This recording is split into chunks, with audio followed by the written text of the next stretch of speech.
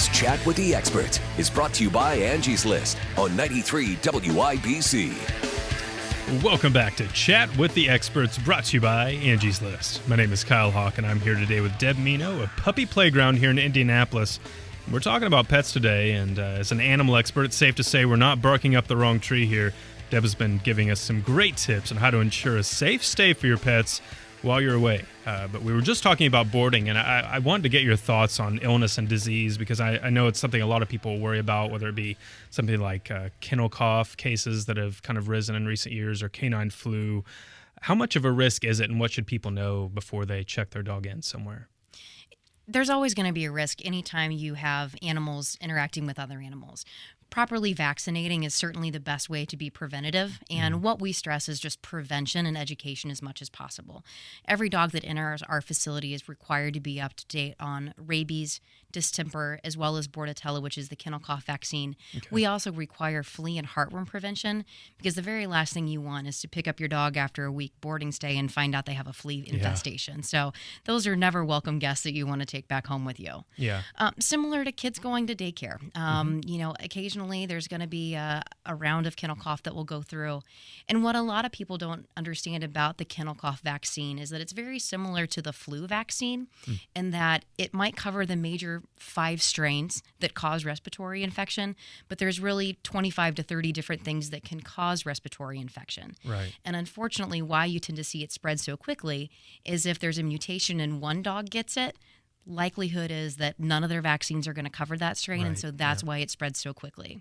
What our protocol is, if we see a dog that's displaying any signs of illness, whether it be a respiratory infection or something else, first and foremost, we isolate the animal and we call the owner. We want to make sure that we're taking all the precautionary steps to make sure that we aren't having sick animals within the facilities. Yeah, it's definitely something pet owners worry about, and it's good to be educated and know what the risks are and what you can do. And like you mentioned, vaccinations are a big part of that. Make sure that your dog gets their vaccinations.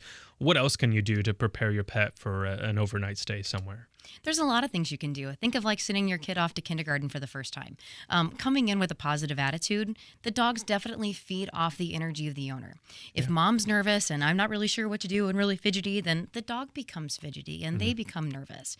So coming in with that positive attitude of, all right, Lucy, I'll see you tomorrow. Have a great evening, you know, and not being too overly anxious can certainly help set the dog up for success. Yeah. One of the things that we found to be very successful at Puppy Playground, because we do a daycare evaluation prior to boarding, is during that free 2-hour evaluation, we can really get an idea of how well the dog is interacting within that social environment.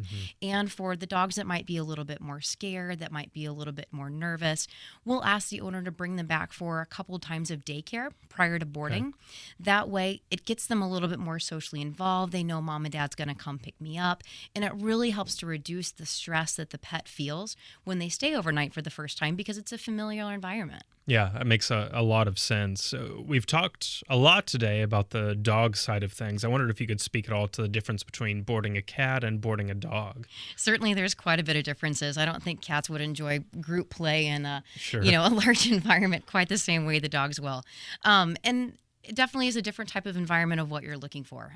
Cleanliness is going to be huge, making sure that the facility is properly set up to handle the cats, as well as, finding out how often the litter box has changed, making sure what their feeding schedule is, if they get one-on-one individual attention with a staff member, and also what their accommodations look like. Yeah. You know, if it's one tiny little metal cage, or if they have opportunities to look out a window, and some of them have, TVs that have aquariums and all sorts of fun interactive things that the animal can do during their stay. Yeah, that's really neat to hear about kind of some of the different options there. And talking about the doggy daycare aspect of it, we've talked a lot about the overnight stay and the importance of preparing for that, but the daycare part of it is something that maybe a lot of people haven't considered. What are some of the benefits of the daycare side? There's lots of benefits of daycare. First and foremost is just socialization.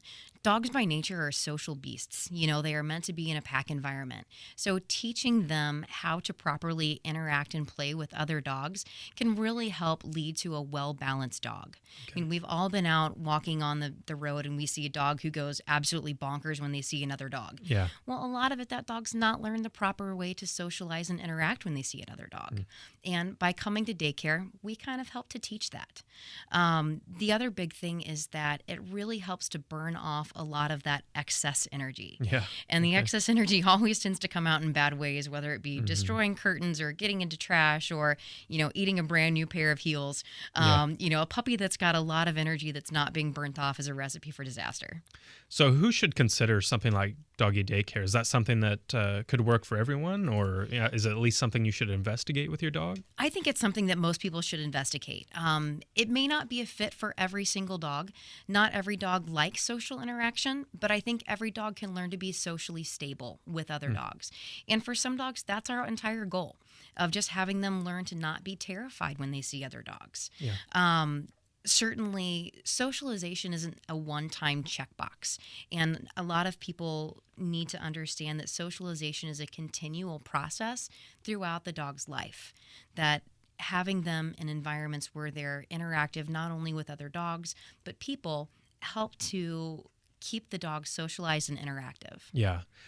You talked a little bit to me about, how many dogs you will have staying at a certain time. And in my mind, it almost gets chaotic of all these dogs running around. What kind of activities are happening during a day for these dogs? Sure. At Puppy Playground, we really stress the dog-dog interaction. We've got the staff there to play with the dogs and also just to make sure that the play stays at an appropriate level.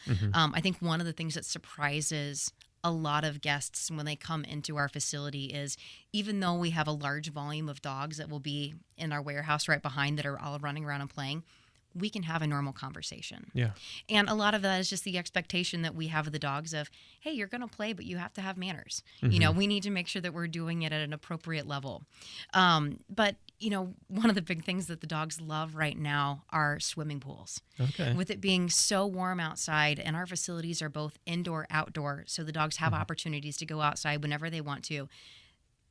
6 retrievers in a baby pool is just a recipe for laughter and goofiness. And, they are going to have a heck of a time. Everyone's going to end up sopping wet, but loving every minute of it. Yeah, that's really fun. It's neat that there are these possibilities out there. Oh, yeah. It's awesome. Let's talk about grooming for just a little bit, because I know that's something that you offer as well. What kind of grooming tasks are the most important? Do you see certain things getting overlooked very often? Certainly. I think preventative maintenance. Think of grooming as preventative maintenance. One of the biggest things that I would love to see clients do more of, or have us do more of, are nail trims. When a dog's nails get too long, it actually can impede how the bone grows, and so it can be really, really uncomfortable for the dog to walk. Yeah. Especially because the paws aren't actually hitting the ground, that the nails are hitting the ground. So proper nail trimming, and a lot of people are terrified to do it themselves because they don't want to hurt the dog. That's totally fine. We only charge $10, and you can even just come in for a nail trim. Other than that, just brushing the animal.